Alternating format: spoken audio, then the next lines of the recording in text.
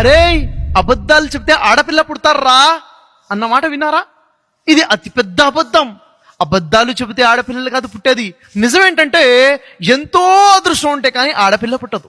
ఇంట్లో ఆవుకో మేకకో గేదకో ఆడ సంతానం కలిగితే తెగ సంబరం చేసుకుంటారు.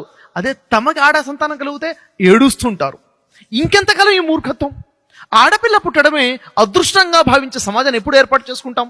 ఆడపిల్ల అంటే టెన్షన్ కానే కాదు, ఆడపిల్ల అంటే బ్లెస్సింగ్. ఒకసారి ఒక స్కూల్లో టీచర్స్ డే సెలబ్రేషన్ జరుగుతూ ఉంటుంది. ఆ సెలబ్రేషన్ లో మార్నింగ్ నుంచి ఈవినింగ్ వరకు అందరూ చాలా ఎంజాయ్ గా సెలబ్రేషన్ జరుగుతున్నాయి. ఈవినింగ్ టైంలో ఆడిటోరియంలో ఒక ప్రోగ్రామ్ ఆర్గనైజ్ చేయడం జరుగుతుంది.